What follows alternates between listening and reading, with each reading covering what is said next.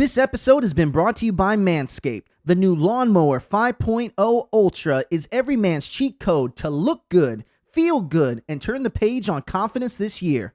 Go to manscaped.com, use the code GOLTS20 for 20% off plus free shipping today. This week on the Heart of the Golts YouTube show, we sit down with musician slash songwriter Struggle Jennings, aka I Am Struggle.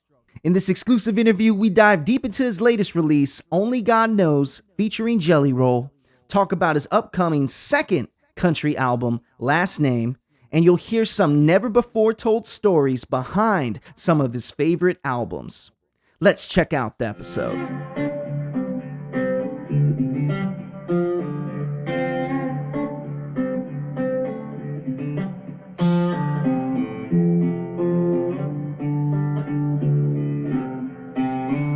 We are in the Heart of the Gulch. I'm your host, Tony Mendoza, and today I'm very excited. We got Nashville's very own Struggle Jennings in the building one more time. I love the intro song too, man. That was cool. Hey, man, Chris Stapleton, slow down. I know, man. Amazing. Yeah, man. Hey, I'm glad to be here. Hey, well, happy release day, brother. Let's go. Oh, my gosh. Thank you. Only God Knows. Man, when I heard the song, I've been excited to hear it. It released today. This episode will be out on Monday, so folks will already see it. But, man, talk to me about how long you had that in the can. Yeah, well, so I've had the song it's going on a year since we recorded and probably about 8 months since I shot the video. So, you know, with Jelly's schedule, it's crazy. And we were going to release it last year, and then this guy named Eminem... Heard of him. Yeah, remixed one of Jelly's biggest songs, Save Me. So it was like, you know, as artists and as friends and as brothers and as businessmen, you got to respect each other's time and, you know, really what he's got going on. So, but also believe in timing. Everything is in God's timing. It happens when it's supposed to, and only God knows. Hey, that's 100%. You know, when I was listening to the song, the number one thing I was thinking about was how great your vocals sound now, man. It sounds absolutely incredible. And we were listening to it today, and right when you hit the high note, right after the first intro going in, dude. Yeah, man, I've been working, man. Listen, I always have loved singing, but I was always such a rapper at heart, and growing up with such incredible, talented singers in my life, I was always just had that little bit of hesitancy, you know what I mean? And not quite the confidence to pull off really singing. I've sang some hooks over time in my songs and stuff, but when I really decided to go ahead and take this plunge, because I've been talking for 20 years saying I was going to have gold teeth and sing country music, you know. It was always my dream since way before all this was happening with country music that's what I would eventually go into, right? I was the first person to put steel guitar on a rap record, I think. So just transitioning and growing and who I've become as an artist and a man, when I started to take that dive, it was scary because I had reached a pinnacle on who I was and what I did and, you know, as a rapper, but then diving into singing is a whole nother world. Yeah. And so I had a lot to learn, and you can hear it from Monte Carlo, then to El Camino, now to this. And even this is, you know, a year old in recording. So I've been working like super hard with vocal coach, just training, learning. I want to be the best that I can be for the fans, and you know, and I want to do this till I'm old and 90 something. So, well, you know, you spoke about the fans, and one thing that I love about your audience is how it's grown. Yeah. It's now starting to expand outside of hip hop. Yeah. And of course, you know, I'm going to talk about hip hop in a little bit, but for sure. You know, one thing that I'm very happy to see is that kind of crossover, and I don't consider it changing up. You're just, you know, having an evolution at this point, growth, bro. Man. And it's absolutely incredible. But speaking of the fans, you know, because your fans are loyal to the bone, loyal to the soil. They are. Now, I want you to react to a couple of these comments I actually got from the video. Uh-oh. Now, let's see here. So, now, shout out to the folks that allowed me to ask these questions. I reached out to them prior to me asking these questions to you. So I'm excited to see what you think, all right? So Grace Ann 615. Oh yeah. She said, I could write a book of what this man has done for me, my family, and so many others. I am blessed, honored, grateful to be part of Struggle's life. He deserves so much recognition for his talent and just being the man that he is. Only God knows. Love you. Bunch of Strug. Yeah, that got me. I love Grace Ann, man. She's been amazing. She was a fan for a while, and she had a hard bout and done some prison time. And, you know, she was just looking for somebody to give her a chance. And so I hired her a little while ago, a couple years ago, and she has worked so hard and been so loyal. She's my personal driver. So she's such an amazing soul. And thank you, Grace Ann. I love you so much. I got two more. From Mo 3-Pack, we got, being a superstar comes with a price. Please don't ever pay it in full. You're amazing. Music comes from your soul, and that's what the devil wants. Never sell out. 100%, man. And I see it happen with so many artists and so many people in really all businesses, but especially the music business. It's so easy to get caught up in all the things that come with it, you know, the fame or the money or the power or any of that. You know, I was blessed to have reached a lot of that in my prior business, and it taking me down a dark path and going to prison and turning my life around. So I've already kind of learned what's really important to me and what's really important in life, and they don't got to worry about that for me. I'm honest, true, keeping it real and being myself and never bending or breaking. I love it. Now I got one more. Let's go. All right. So this is actually the most, at the time that we're filming this, is the most liked comment so far underneath your video. Only God knows. It says by Knuckles 2024, Struggle and Jelly are great on their own, but when they come together, it's like peanut butter and jelly. Nothing better. Yeah. It's true, man. You know, and that's one of the things that we always pulled from the ones that came before us, you know, Waylon and Willie and Johnny and Chris. They were all great, incredible artists. But when they came together, that friendship bled through those records and really brought something special, you know. Mm-hmm. And me and Jelly being friends for 20 years, it's effortless when it comes to making music because it's what we've done since day one. And when you go through so many things in life together, writing a song and recording a song is just fun, you know.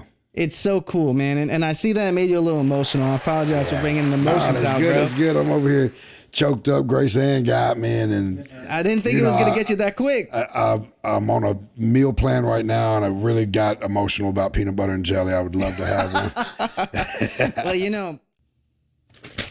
Oh, I didn't see you guys there. Hey, if you're enjoying the content that we provide, please consider subscribing to our Heart of the Gulch YouTube show. Hit the subscribe button that's right in front of you, or hit the Heart of the Gulch logo over here in the corner. And of course, like magic, hit the recommended subscribe button that's over here in the banner. We would love to have you guys here at the Heart of the Gulch YouTube channel. And let's get you back onto that interview right now. Your fan base, man, it's just, let's take it back to rap real quick. Yeah. So with rap, I grew up in the 92, baby. Yeah. But I grew up when, that early rap was going on, 50 Cent, Eminem. Yeah. And man, when we talk about rap and that audience, it's a different audience from country music. For sure. And it just seems that your music, the rap, the struggle that you said, really resonates to that audience. But now going into this country, it's like this whole new generation of people are hearing the struggle within your voice and the stories you have. Yeah. But bring me back to when you were rapping in those days. What was that like here in Nashville, Tennessee? Well, it was crazy. Like we were a bunch of guys rapping out in Music City, of course, but known for country music. So it wasn't really that there was any kind of outlet for us here, as far as like, there's no record label signing rappers here. There was no big venues that predominantly were rap venues. It was kind of an underground thing. And it grew. We got some of the greatest rappers in the game that come from Nashville or Memphis, right? But we always fought hard. because, we grew up, I'm an 80s baby, so I was coming up, and when you were coming up the same time, of course, our parents, they didn't really get rap and stuff, No, not at all. Yeah, so. Especially 8 Ball and MJG and UGK. Yeah, let's go. Let's go, my favorites. I've actually got Pimp C on painted on my mural in my wall at my house. What's your favorite Pimp C song? Man, I love them all, man. I mean, you go back to like UGK, like One Day is still in rotation. That whole album, I think about coming up in Tennessee, right? You got 8 Ball and MJG. Growing up in San Antonio, Texas, outside of, not too far from Houston, UGK was my thing. For sure, mine too. Pimp C, actually, there was a song that you guys had on Waylon and Willie II, where Jelly Roll sounds so much like Pimp C singing. Yeah. I was trying to remember the name of that song, but man, dude, when we're talking about hip hop and us growing up, Pimp C was mine too. Oh, dude. Like Bum B was and is incredible, like incredible lyrics and stuff. But it was that energy of Pimp C when he came on that record, Sweet James Jones, and you just knew it was going down. That was such an incredible era. But so, coming up, listening to all that, and we were just kids, and it was a tough battle. You had to stick to your guns really to be a rapper in that age, and especially from Nashville, and so. But we did it, and we made big names for ourselves. I felt like this thing was slipping out. All good. Yeah, we had an incredible career, and I still have a rap album coming out. Malay and Yellow Wolf are producing a rap album on me right now, so that's been fun. Just diving back into that, because that, regardless how much I do, like you said, it's growth and evolution, right? I think that's why so many of my fans came with me, or fans are, because a lot of rap fans that have gotten older now, they still listen to rap, but country music they start gravitating towards it because of the stories and what's being told. That's why a lot of us gravitated towards hip hop, is because that was the story of our life. That was our expression. This is what we're feeling. This is what we can relate to right now, coming up in that era, and where we came from and stuff. So now, being a husband and a father and a grown man, and and it's like that evolution in myself bled out into the music, and I think a lot of the fans grew with me. Now, let me ask you a question here. This is a question I've been asking since we got in the DMs about doing this. Is, with country music, having rights with other folks, that is a normal thing, especially here in Nashville, doing rights with so many different people, so many different types of flavors that you can go to. Jelly did it too. Yeah. But, speaking of yourself, coming from that rap generation, ghostwriting was frowned upon. Oh, yeah. You never wanted to have someone else write your rhymes. Yep. But in country music, it seems in Nashville, it's kind of like, please have other people help write your music. So where do you fall into that? Do you look at it like, I don't want too many people touching it? Well, so the thing with songwriters are amazing, and I love getting to connect and meet these songwriters. Songwriters in country music have been around since day one, right? So you hear some of the great songs that you love from your childhood that are country songs, like I'm just wrote 2 songs with Bob DiPiro, who's got 15 number ones with George Strait.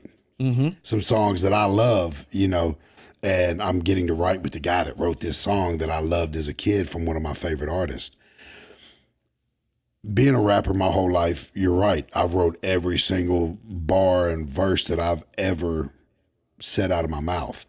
So at first it was like kind of hard for me to write with other people, just because of that. But then once I've been blessed to, a lot of my friends that were rappers before are now big songwriters in Nashville. So I'm writing with guys that I've known my whole life. And I write with some new writers and stuff and meet them.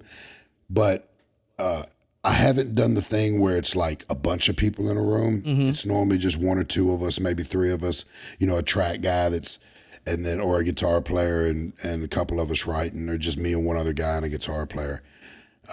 How different is it? Because, going to writing raps, it takes a totally different type of style of writing, but also it takes a certain type of, there's metaphors that you can't say anything straight up. In country music, writing is very straightforward, and the stories are even more detailed, Yeah, for sure. And I love that about it, because I was always a storyteller rapper a lot of times. But I never had fill lines, right? So every bar was a punchline. So one of my 16 bar verses is like a whole country song, right? You know what I mean? Like writing wise. So I've been super successful with that, because when I walk in the room with these writers, I'm firing off things that they're like, oh, like where did you get that from? And it just comes from years of being a lyricist, And I love it, man. I love the whole process, and it was definitely different getting into writing with other people, but now it's become so much fun, because I'll throw out a line and they'll be like, oh man, it's crazy. And then they'll be like, oh, what about this? And it's just inspiring more ideas. Yeah, man. And it's sometimes as artists, we can get in our head, and it helps you see the bigger picture. I wouldn't probably just take a song that was completely written and sing it. I've covered some songs that were written by somebody else, but I want to be part of the process, or if they have an idea, I want to make it my own, Well, speaking of part of the process, we got to take a quick break real quick. We got to shout out to the process that are keeping the lights on with our sponsorship, and we'll be right back with Struggle right after this. This episode has been brought to you by MANSCAPED. The new Lawnmower 5.0 Ultra is every man's cheat code to look good, feel good, and turn the page on confidence this year. Go to manscaped.com, use the code GOLDS20 for 20% off plus free shipping today. And we are back. That's right, Struggle. Now, I want to know this. First of all, I was listening to JD and the X5 podcast, right? And they did such a great job with getting deep behind, all the struggles that were in your life. Shout out to JD. I'm going to put up a little thing right here so you can check out that interview right here, but stay with us. But there's no way I can ever relate to what you went through, bro. Like, it's hard for me to ever even try to relate. And the people that are your fans, it's hard for me personally to relate, because I had such a straight and narrow path. But at the same time, funny things happen in the most awkward situations where you meet someone that's going to change your path. Talk to me about 2nd Avenue and the day you met Jelly. Yeah, man. It's crazy, because I was running around. I had a group of guys with me that, we were all making music and promoting the show. And I bump into a guy named Alexander King, who was a good friend of mine, and he was hosting a rap battle at BB King's, and he was standing there with Jelly. I think Jelly might have been hosting that night too, because Jelly was an infamous battle rapper, and they were sneaking him into clubs when he was like 15, 16. He'd go in there and battle rap and just smoke everybody, and I wasn't even old enough to be in the club. And he introduced me to Jelly. Jelly's got his mixtape he's out there selling. I'm selling my mixtape and passing out flyers for a show that I was putting on, and he kind of tested me. He was like, well, man, you want to come by the studio tonight? I'm right there in Joe Johnson. And because he was at the Crosstrack studio. At the time, he was signed to Jazz the Coach. Crosstrack's cool little hood label right here in Nashville. And it was like in the alley right there in the project. So I pulled up 11 o'clock at night. We sat on my car. I played him all my songs. He heard one of them, was like, man, I want to come get on that. So my studio was in my little duplex in Antioch, where I was living at the time. I just got out of jail from doing some time, and he had just got out of jail for a case. And he came over and we cut the song, and we just connected, man, on more ways than 1,000, and we just started doing life together. And really, he's been one of my best friends and biggest motivations, and been there through a lot of dark times. So, man, Waylon and Willie II. Yeah. I know. That's the album. As I was going through the discography, and it's so cool to see Jelly Roll's fans kind of see what was going on before he became, into country, and it introduced them to you, which they already knew you, but more fans got to know you through Waylon and Willie. For sure. But talk to me about number 2, man. Number 2, Waylon Willie number 2 is just one of those. Yeah, it's special. We did one just to some beats and like, you know, we were figuring it out. I was fresh out of prison and he was, you know, starting to get into a good situation. And we, one was special because it was the first time we had came together and really got to cut like that again. And then by 2, we just had it figured out, you know, and 2, I was really getting my chops with producing. So I had Scattered Brains, who was my DJ and also co-producer. And he'd come in with just these crazy beats, and then I'd bring in the steel players and the fiddle players, and, you know, we'd add all the elements to it. And it was my first time really getting to orchestrate like that myself and really learned so much. I learned so much through the process, me and Scatterbrains both. Just something came so special out of that moment, man. And we did 3 and 4, and 3 and 4 have their own sound. They're all incredible, and there's incredible songs on all of them, incredible memories. But Waylon and Willie II, there was just, it was a moment, man. 100%. Now, I saw the boots you're wearing in one of the music videos, bro. How long have you been into boots, man? Because you got a lot of them. Yeah, I got a crazy collection, man. It's probably a problem. What's your favorite pair of boots you own? That's so hard, man. I know, it's picking between your babies. Today I've got these Lucchese Slamerican Yellow Wolf red suede boots on, which I love. I just got a pair of blue. They're like almost like between a baby blue and a turquoise python from Stallion that are so amazing. I got some black and white ones from Stallion. They're vintage Bob Dylan's. And then there's a guy here in Nashville named Bowen. Okay. Dustin Bowen Boots. And he's made me some really nice customs. He did one for my Monte Carlo release that has like my logo in it, inlaid, and then the Monte Carlo body line going up the side. And then he did one, I bought a 57 Chevy Bel Air, and it's like yellow, and he did some boots that have all these different cool elements of the car in the boots, right? See, it's like talking about babies, man. Yeah, man. I know I got 7 kids, and they're all different and special in their own way, and I've got about 20 pair of boots in the same way. I'm curious to know this. June 5th, 2024, what pair of boots did you wear to your Grand Ole Opry debut? Oh, my God. So I know that when I showed up, I was wearing black and white boots because I had on black jeans, black and white boots, and a Tupac shirt.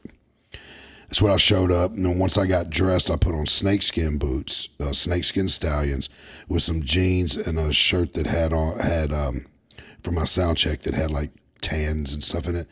And then for my actual debut, because I got 2 sets, I wore a pair of maroon lizard and suede Stallions with suit pants and a suit jacket, no shirt underneath it.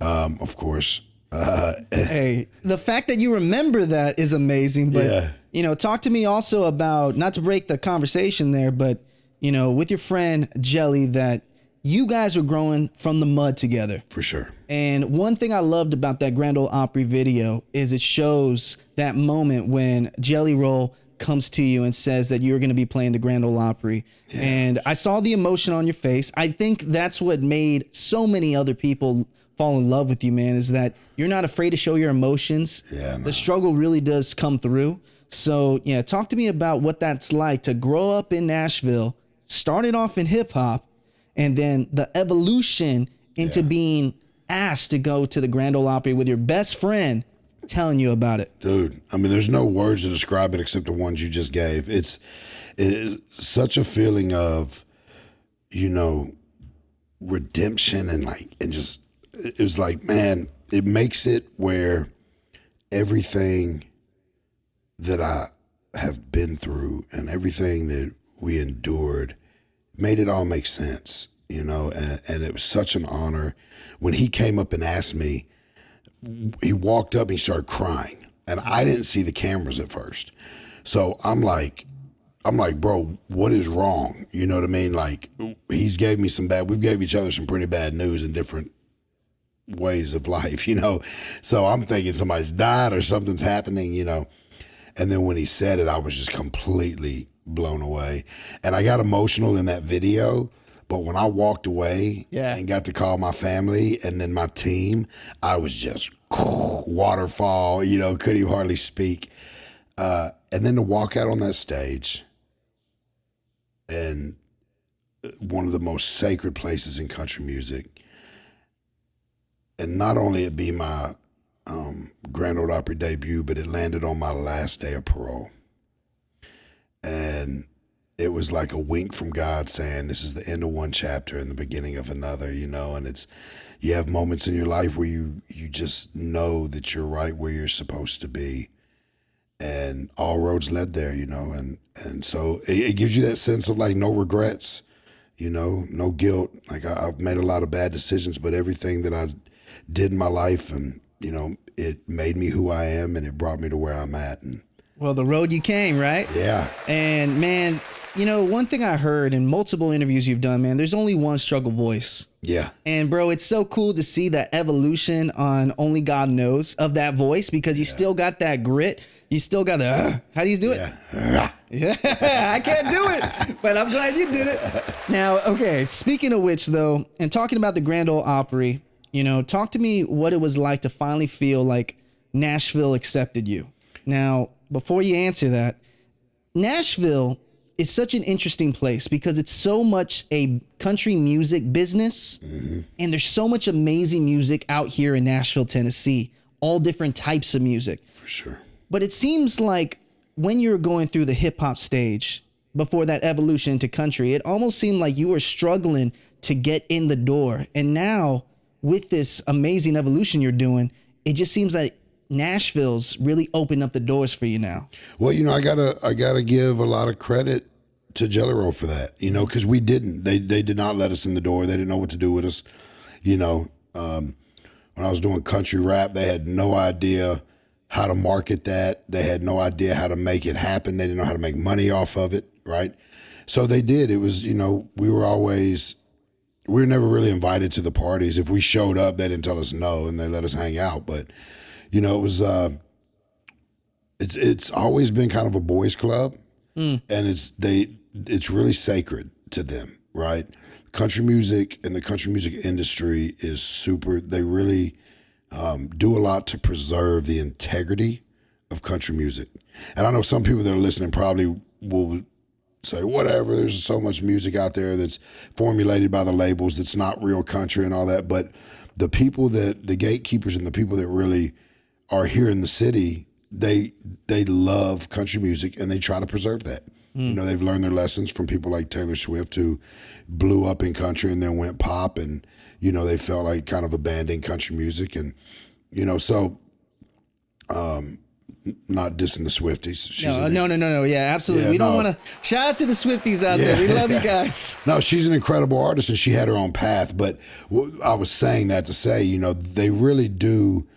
They didn't invite me to the Opry until I released a full country album, right?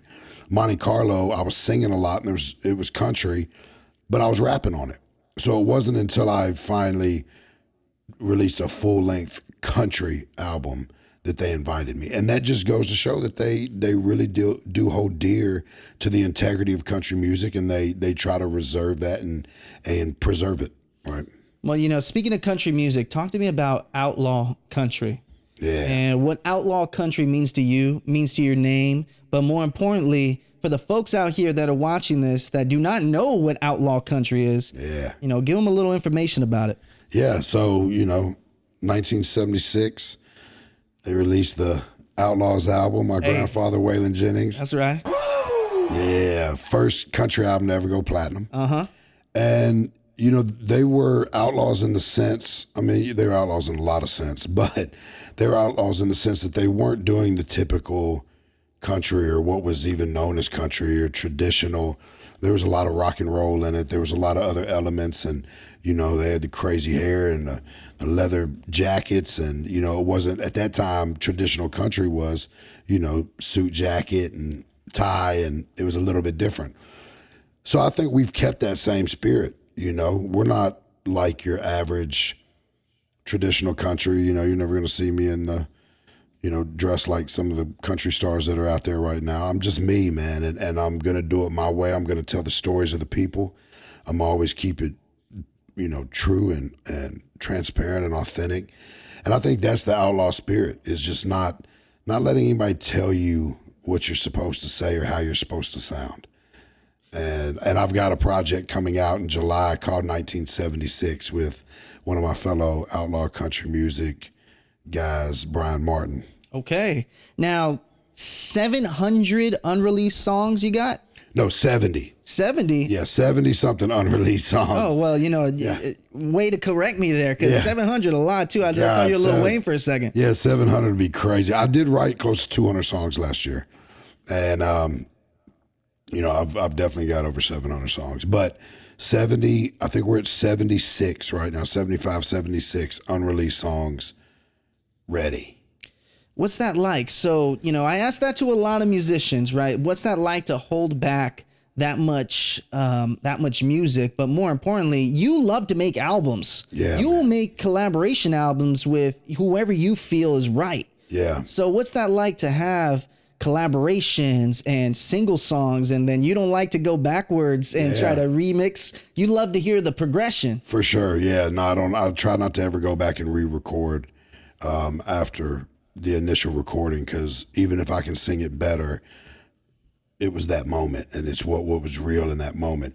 And it's kind of how it happens for me. Last year was one of those years where I had a lot on my heart, and I was going through a lot, and I just doubled down and recorded a lot of music.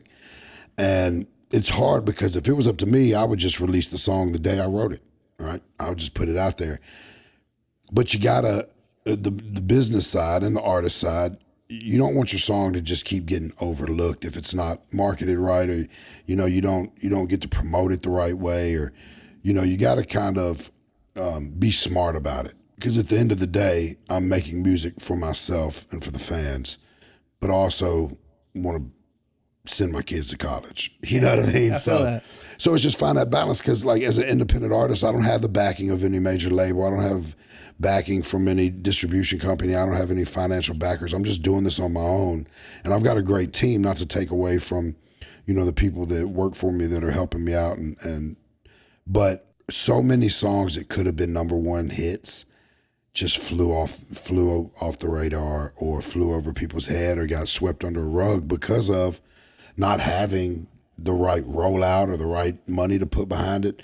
So this year I'm just being a little bit more delicate with it. I mean, I'm going to release I've got a full album coming this year. I just dropped the album live from Rikers Island. Oh, we're going to talk about it. Don't worry. Just dropped a single today, which is the first single off my next album called Last Name. You're hearing it first here. I know. Shout out to that. I appreciate that struggle. And then I got the Brian Martin project coming out this year. My Uncle Shooter also produced an entire album on me. And then I've got the rap album that I'm working on with Yellow Wolf and Malay right now. So, well, couple things that popped in my head while you're talking about that. Number one, how do you sleep at night? I sleep really good, man. Yeah? I do right by everybody, so it helps. I got a clear conscience when I go to bed, so I sleep good. I don't sleep. I found a good balance. I work hard all day. I get up early. I train hard. In multiple rights, lots of podcasts, lots of talking, a lot of meetings, just staying busy. But I balance a lot of family time in there, and I make sure I get 6 hours of sleep or so. Well, because you said that there's so many coulda, shoulda, wouldas in that statement that you said. Yeah. And because, it all comes down to the business. And I don't think a lot of people that are watching this really fully understand how much money, how much effort, how much sleep you lose to do what you do independently. Yeah. But, one of my favorite songs is what I just mentioned, Coulda, Shoulda, Wouldas. Yeah. So one of my favorite music videos, I actually saw you getting down on that. Yeah. I was jigging in between them buses. I was surprised, man. Yeah. You got some moves. Yeah. No, I'm 80s baby, man. I grew up to 90s R&B. Hey, what's your favorite though? I gotta know. Oh man, I mean, God, Casey and JoJo, Boys to Men, R. Kelly, even though he's a weirdo. 100%. Yeah, but he makes damn good music. It hurts. Yeah, it hurts to say. But I was also big. I loved Elvis, and I loved Michael Jackson growing up. Oh, I'm not gonna let you leave that. Wait, favorite Michael Jackson album at least? Probably bad, right? Really? I mean, No. Keep yeah, going. 80s baby. So that was like the first introduction to him for me, you know? Speed Demon, gotcha, huh? Yeah. Man, mine is man, that's tough. Smooth Criminal, man. That was a good one too. Wait, but Off the Wall though. Off the Wall. What I learned, rest in peace to Quincy Jones, because when we talk about Michael Jackson's discography, there is no Michael Jackson unless there's a Quincy Jones. Oh, for sure. So who's your Quincy Jones? Man. I'm firing off on you. Yeah, man. You know, I've worked with so many incredible producers.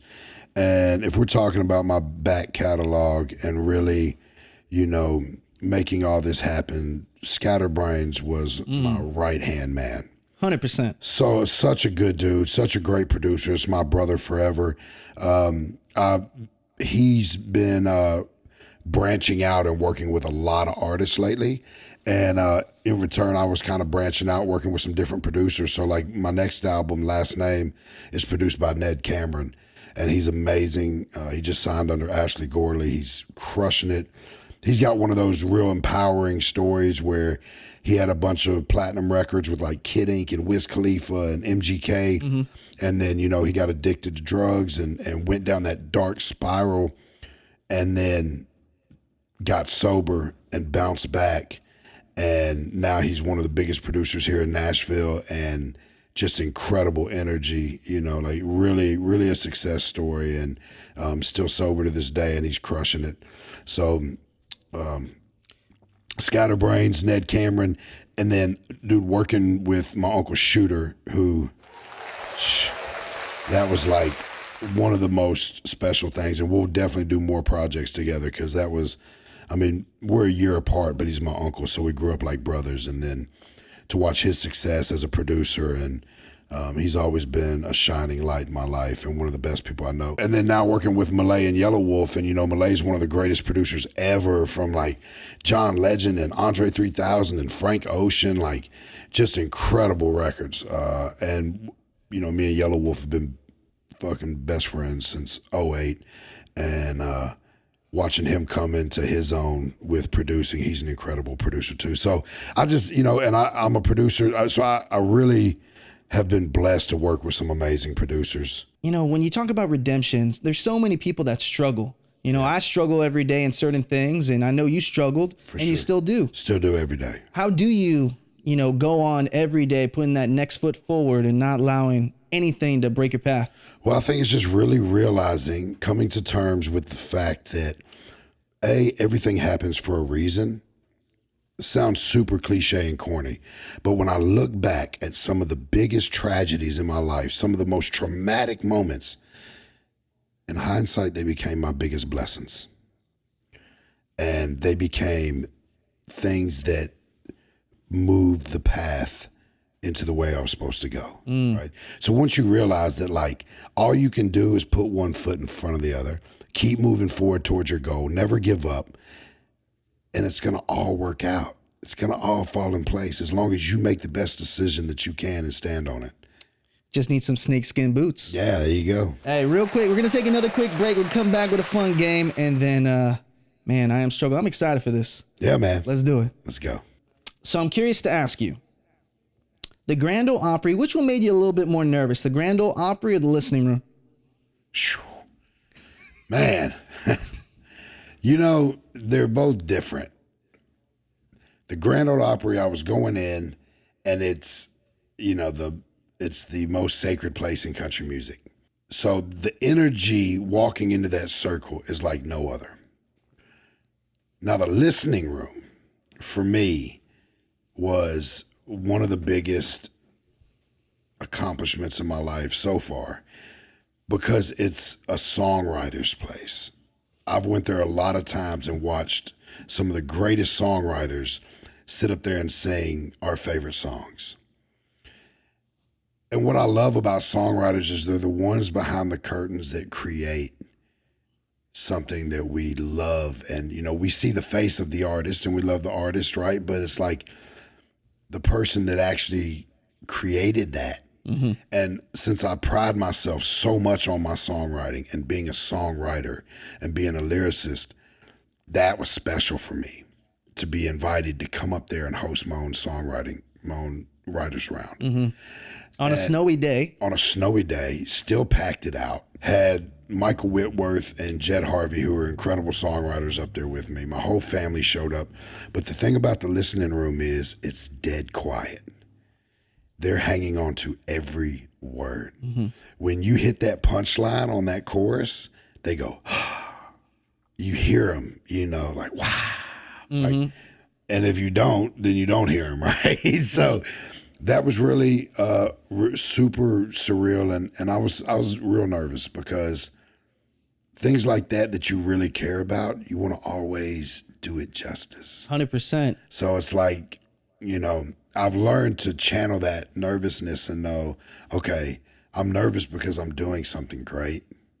It was like today for me. Yeah. The only reason why I was nervous because I wanted to do a good job. Yeah, you know what I mean? You're killing it, man. Hey, man. Hey, appreciate that. It's one of the funnest interviews I've done in a long time. Well, you know, speaking of which, though, you know, going back to, you know, that moment of feeling what it's like to be with all eyes on you, but your fans. Yeah. This is the one thing that I've really fallen in love with you and your music is how much your fans grow with you. Yeah. And the people that are watching this right now, all the fans out there that have gone through struggle, real struggle. Yeah. And, you know, your music has helped them go through everyday life because they feel that passion within you. Yeah. So do you... And they've been through some stuff. 100%. I let them know they're not alone and they feel like they got something they can hold on to.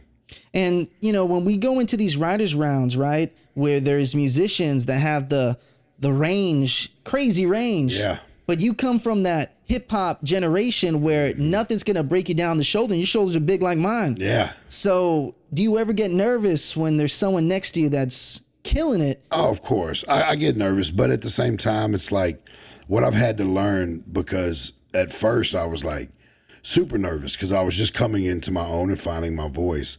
But now I've realized, like, I don't got to be the most technical, amazing singer. I do what I do, and my voice is my voice, and I'm going to, you know, use it how I use it. You're going to be struggle. I'm going to be struggle every time, and that may not be the prettiest, but you're going to feel it. Speaking of that, so I'm going to play this game, and I'm excited to do this. Since we're not doing a walk the line, no performance, I love to play a game. Now, this is called Everyone Struggles Bus. Yeah. Okay? All right. And now here it is. Let me get this little thing out here. Now, what I want you to do is I want you to go through I got 5 different albums that you've done. And just say the album when you see the picture, right? And it'll be on the screen right here. And I want you to talk to me about what you were struggling with when you're going through this album. Okay. And how you overcame it. Wow. All right, let me do this real quick. All right, what's that first one? So El Camino. The beautiful thing is this cover is a recreation of my dad and my mom. So they met at the skating rink. My mom, the daughter of Waylon Jennings. My dad was an old West Nashville boy from right down the street from here. And they met at the skating rink that used to be right here in West Nashville. And I didn't know that. Yeah. And one starry night in front of the skating rink, I was conceived in the back of his El Camino. Woo! Yeah. So we recreated the picture of them falling in love in the back of the El Camino. And the thing about El Camino was me doing a full country album. I wanted it to be so true and authentic to me and to my full journey, because El Camino means like the path, right, or the journey. And I was conceived in the back of an El Camino. So it all started in the back of an El Camino, right? And then El Camino meaning the path. So I wanted it to really paint that picture. And it was tough. You know, there was a lot of times during this album. This album came out a year after it was supposed to. So there was a lot of times throughout this process of this album that, you know, I was just trying to get it done, but I wanted the right songs, and I wanted it to be real to where I was at right then, and show different pieces of the journey. Just like with Black Ribbons, the cover that I did on this album of my Uncle Shooter's, I was like, there's a moment in my life that I'm missing, and I don't know what it was. And then I thought back to when I was fighting my Fed case, and Shooter had put out his album that had Black Ribbons on it, and I literally grabbed onto that song so hard I probably listened to it 100,000 times. You know, as I was fighting my case, riding around, I was, you know, and so I wanted to cover that. And it's way out of my range. I had never sang nothing like that. And I went in there and I gave it my all. And so this album, super special, and it's my first full-length country album, and I couldn't be more proud. I love that. Now, okay, we got a couple more to do here, so let's go to the next one. Let's go. I Am Struggle. Whew. I was 350 pounds when I shot that photo, man. I was a big old boy. I remember where we shot that photo. I was fighting my case, and I didn't know how long I was going to go to prison, you know. And I'm trying to hold it all together. And I had received the masters, the actual files from Shooter and Dave Cobb of Old Waylon. So I had the actual recording. So It wasn't just sampled. I was able to use. I wanted to do an album because I had been mixing in country and rap, but I wanted to do an album that really paid homage to him. So, yeah, I Am Struggle. I was fighting a Fed case and fighting for my life, you know, trying to record something great to leave behind in case I never got to record again. I love that. All right, let's go to the next one. Struggling Till We Make It. Wow. Yeah, that's crazy. Shout out to Jelly Roll in the background with braids and White Boy. Really? Slam. Yeah, that's me with braids. That's Jelly Roll right back there with the braids. And then White Boy. 2003. What were you struggling with back then that you went and overcome? So back then, I just got out of doing 15 months in jail on a weed case. And I was facing a federal case back then as well. And the mother of my kids, she got picked up by the feds. And so I came out a single dad, 2 kids. She was fighting her case and in and out of federal halfway house. And then she had to go do time in prison. And so I was, you know, throughout this, I was fresh out of jail. I had decided that music is what I wanted to do, that I wasn't going to turn back. I wasn't going to make the same mistakes. I had 2 little babies. Me and Jelly were just meeting. I actually, around this time, was meeting the mother of my older kids. And man, I was working 2 jobs at some times. I was a maintenance guy at apartments. I was waiting tables at a restaurant, just trying to figure it out with a studio in my closet, just recording and printing them up inside of the, I had like a little computer thing that would burn the CDs. Bro, those were, man, if you had one of those back in the day, you had like $1,000. Yeah, that was expensive to do. Yeah, and then going to Kinko's and printing out the thing, mixtapes, baby. Yeah, man. That picture takes you back. Let's go on to the next one here. Bring it back to today. Live from Rikers Island. Man, that was a insane moment. I got to walk into Rikers Island Penitentiary in New York and sit there in front of a group of guys that have been through so much and just bleed my soul out and give them, you know, my testimony and tell them, hey man, it's going to be okay if you can make the decision to make the proper changes, man. This doesn't have to be it. Your story is not over. And I was able to show them that and tell them my story and sing. And, you know, the album's crazy because it was 8:00 in the morning. You know, I could barely sing. I was cold. Like, I could barely talk. The nerves were kicking in. But when I got the recording back, I was like, man, this isn't the greatest performance, but there's something special. And I feel like more people need to hear it. It's impressive that you're able to go into that scenario again as a person that came out to talk to people that are in there that have all these ideas of why are you up there? You know, they're judging you the moment you walk in. Yeah, they see through the smoke and mirrors, man. You got to walk in there and it's all cards on the table. They see through any kind of bullshit. It's there's no hiding anything from those guys. They see straight through it. So I don't think I could make it in there, bro. Man, you'd be all right. All right, we'll see. All right, well, no, we won't see. No, you won't see. Yeah, I won't see. Let's go into the last one right here. Let's go. Waylon Willie II. Man, even just looking at that picture, man, look how young we were.